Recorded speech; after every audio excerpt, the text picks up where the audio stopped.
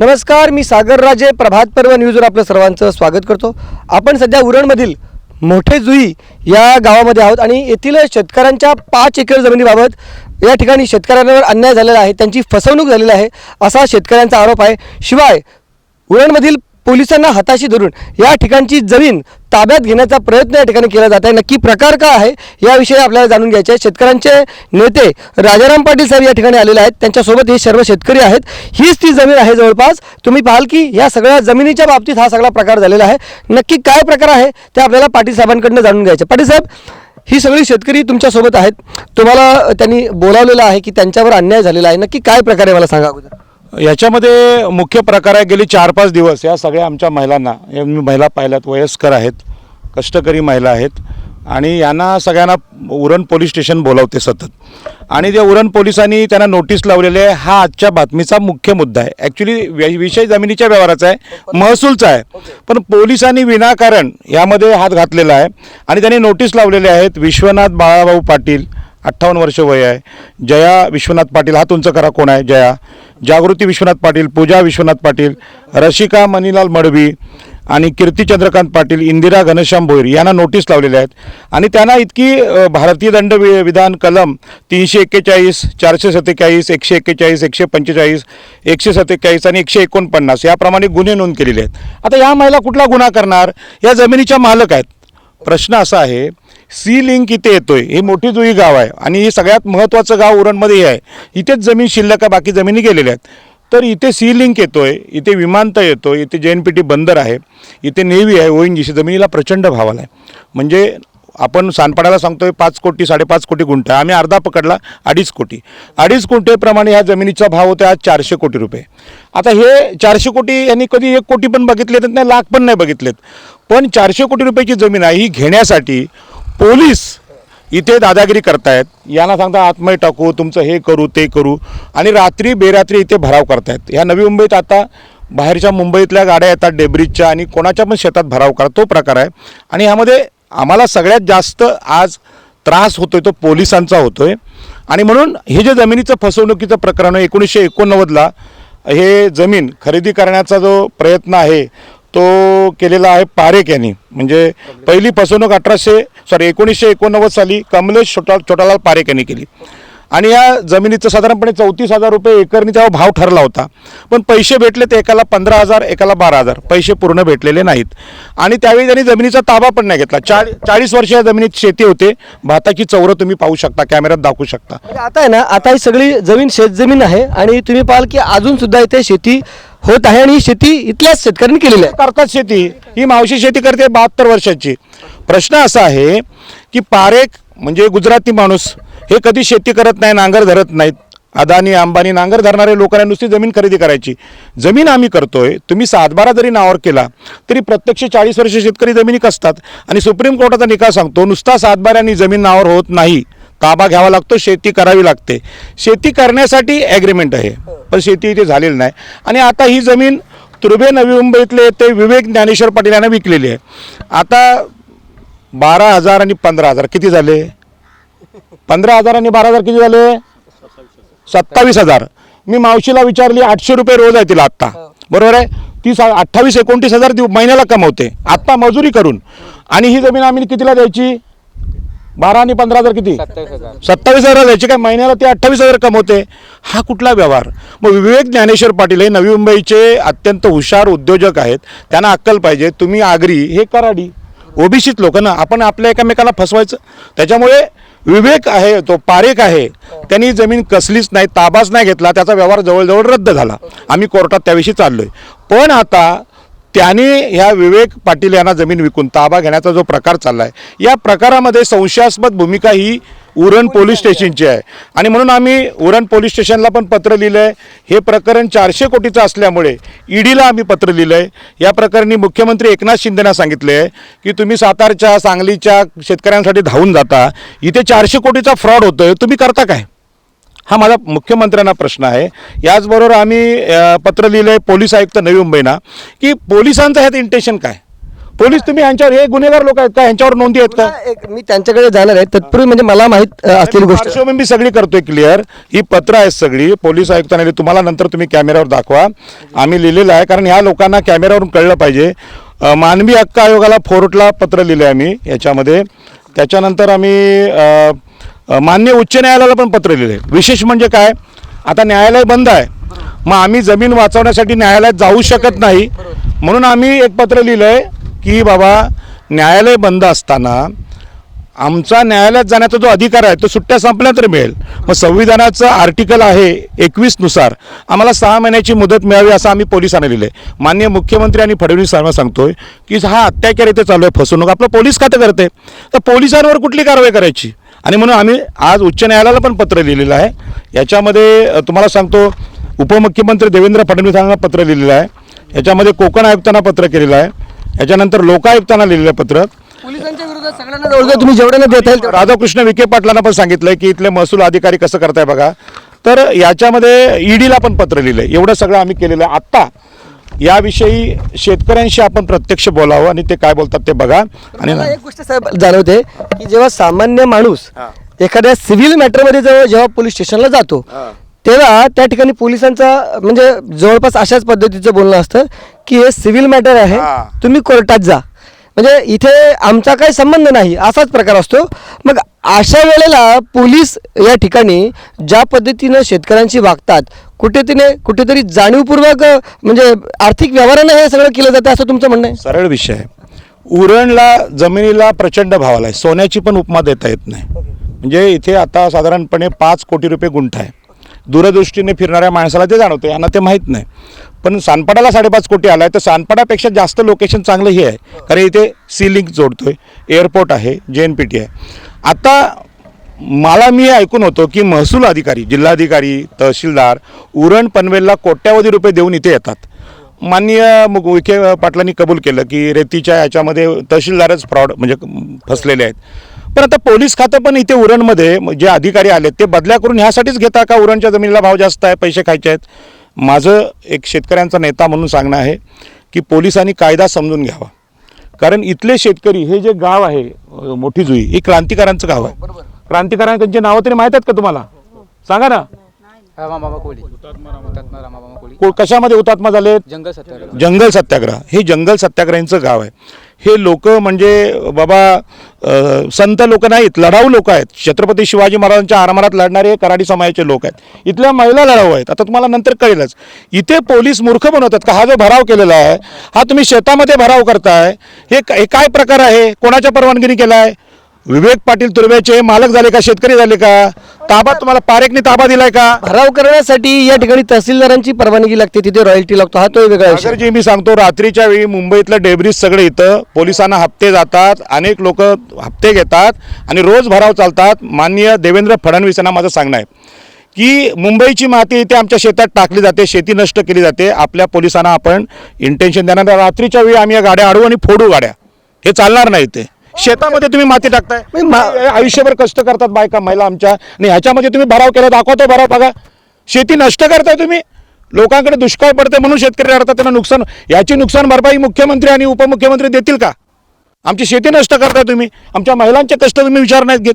ही चोरी मला वाईट वाटतं की उरण पोलीस स्टेशनमध्ये ही भूमिका कुठली, या कुठल्या कायद्याने यांच्यावर गुन्हे दाखल केले? यात गुन्हेगार कोण वाटते का, क्रिमिनल वाटते का? म्हणजे पोलिसांनी इथे कधी आले होते आणि काय त्रास दिला? कोण तुमच्यापैकी कोण बोलते? साधारण माझं नाव भूषण पाटील, ताबा कपचीदार भालचंद्र नारायण पाटील यांचा मुलगा मी. साधारण 4-5 दिवस पोलीस येतात इथं. आमच्या महिला इथं बसून असतात. रात्री अपरात्री भराव टाकतात. बरं, मला काय म्हणते, रात्री भराव टाकायचा कुठला नियम आहे? मला त्याची कल्पना आहे. म्हणजे भराव टाकला पाहिजे तर तो सकाळी टाकला पाहिजे, दिवसाच्या टाकला पाहिजे, म्हणजे तो रात्री भराव टाकता येत नाही असं नाही. भराव कशाला? हो, आणि सगळ्यात महत्त्वाचं म्हणजे इथे विकास काम करायचं असेल तर पुष्कळ गोष्टी आहेत, परवानग्या वगैरे या सगळ्या गोष्टी लागतात. बरं, आणि महिन्याला आमच्या केवळ हॅरेसमेंट करतात की रात्री येतात आणि भराव टाकतात, आणि महिलांना नेहमी आम्हाला छळतात की तुम्ही पोलीस स्टेशनला दमदाटी करतात. कोण महिला आहेत, कोणाला असं त्रास दिलेला आहे? काय नाव तुमचं? रशिका मनीलाल मडवी. तुम्हाला काय नक्की पोलिसांनी काय त्रास दिला तुम्हाला? तिथं जाऊन आम्हाला इथं येतात पोली भराव टाकताना ना आम्हाला धमक्या देऊन सांगतात का तुम्हाला पिंजरागाडीत नेऊ, तुम्हाला अशा धमक्या देऊन तिकडं नेऊ, तुम्हाला सह्या घेऊ तुमच्या, असे आम्हाला येऊन धमक्या इथं देऊन जातात. आमच्या बाबाची जमीनच आहे, ही तरी आम्हाला धमक्या देऊन जातात. आमचा याच्यावरून आमचा जीव पण गेला, माझ्या भावाचा जीव गेला, बापाचा जीव गेला. इथं आईला कोणाचा आधार नाही राहिला. आईला आधार मीच देतो. या ऐक काय नाव तुमचं? नामूबाई. बरं मी काय म्हणतो आता बघा साहेब, एक गोष्ट तुम्ही बोलली की ह्या जमिनीचा व्यवहार झाला, त्या जमिनीमध्ये 15,000 रुपये मिळाले होते आणि एकाला 12,000 मिळाले होते. जमीन आहे 5 एकर. 5 एकरमध्ये जवळपास किती म्हणजे गट आहेत? कोण दुसरं कोण बोलेल? ओके बरं, काय नाव तुमचं? नाव काय? माझं नाव नितेश पाटील आहे. मला त्या दिवस मी आलो तेव्हा इथं रात्री महिला झोपलेल्या होत्या. तर मी विचारलं का झोपला, तेव्हा मला समजण्यात आलं की इकडं रात्री भराव टाकतात आणि रेबेज टाकतात, डेब्रिज. त्याच्यामुळं काय झालं, मी विचारलं का झोपले तिथे, तर रात्री भराव होतोय. नंतर मी त्यांना विचारलं, तर माझी काकी होती, मी विचारलं म्हटलं काय झालं इकडं, तर समजला की हे मी त्यांचे कागदपत्र बघितले. म्हटलं काय झालं, तर पारिकचा काहीतरी व्यवहार झाला होता त्यावेळेचा, बरोबर आहे. त्याच्यानंतर मी त्यांना बोलालो की तुम्ही बस डॉक्युमेंट्सली पूर्ण जा आणि मला शेतकऱ्यांचे बोलायचं आहे. जो थेटकरी आहे तो शेतकरी. तुमचं नाव काय?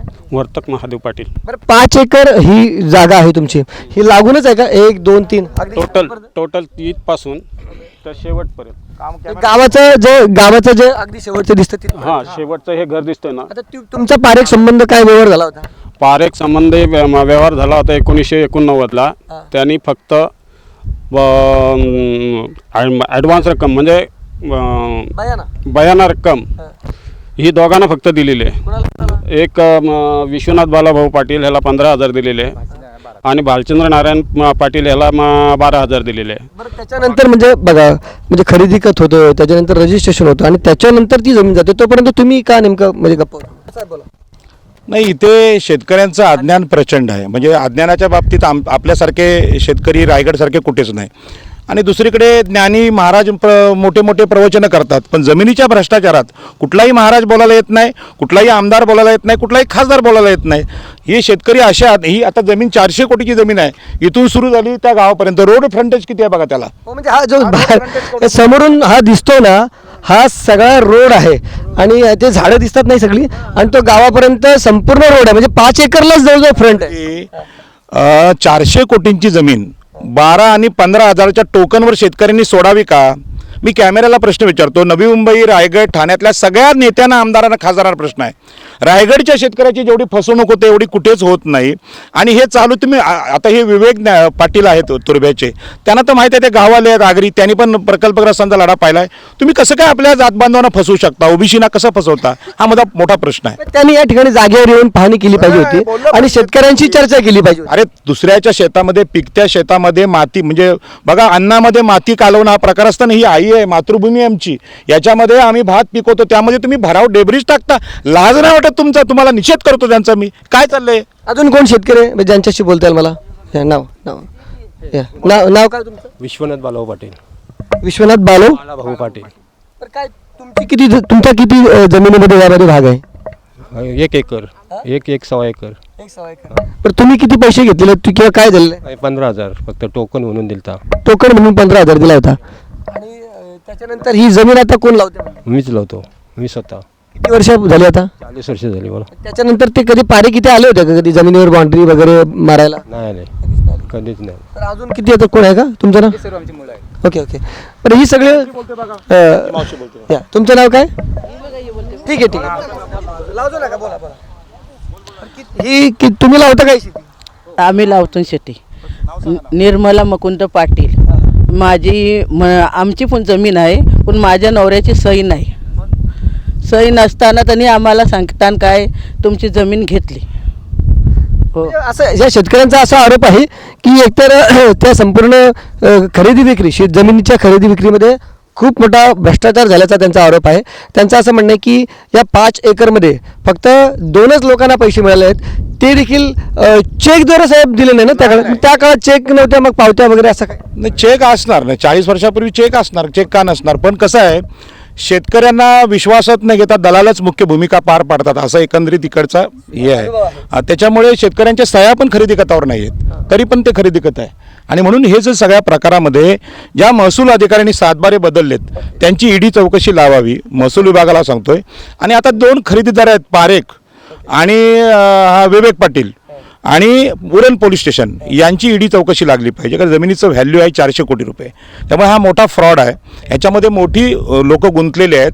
आणि या शेतकऱ्यांना फक्त हे मोठी जुईत नाही, पूर्ण उरण तालुका पनवेल तालुक्याला वाचवण्यासाठी ह्या ईडी चौकशा लागल्या पाहिजेत, कारण सगळ्यात जास्त पैसा या भागामध्ये आहे. तर शेवट मी या ठिकाणी करू इच्छितो की नक्की या ठिकाणी या सगळ्या बाबतीत तुम्ही कायदेशीर काय कारवाई करणार. आता तर सातत्याने तुम्ही आरोप करतात की पोलिसांच्या मदतीनं ह्या सगळ्या जमीन ताब्यात घेण्याचा प्रकार चालू आहे, परंतु तुम्हाला कोर्टात जाण्याशिवाय पर्याय नाही. सागरजी, आमचं म्हणणं असं आहे, प्रभात पर्वच्या बातमीनं पोलिसांना शहाणपण यावं. आज पोलिसांना शहाणपण आलं तर रात्रीच्या वेळी महिलांना इथे म्हणजे झोपावं लागणार नाही का, माती टाकतात म्हणून ते जागरण करतात इथे, म्हणजे पहारा देतात.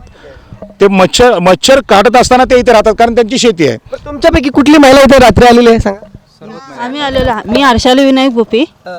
माझी आई तर रात्रभर आम्ही त्यांच्यासोबत आम्ही त्याच्या मुली चौघी त्या पण येतो आणि रात्रभर इथं आम्हाला पोलीस येतात, धमकी देतात, पिंजरा गाडी आणू या आणू सगळं आणू. तुम्ही तुमचं नाव काय?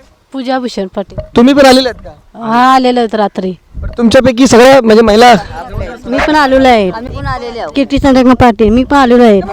साहेब मला काय बोलायचं आहे, म्हणजे रात्री जर भराव टाकला जातो म्हणजे एकतर म्हणजे अंधाराचा फायदा घेऊन मग तहसीलदारांकडे याच्याविषयी तक्रार केली पाहिजे आणि त्यांना ही भरावाची परवानगी आहे का, ही माती कुठून आणली जाते, ती कशी टाकली जाते, अशा बऱ्याच गोष्टी, रॉयल्टी दिली का.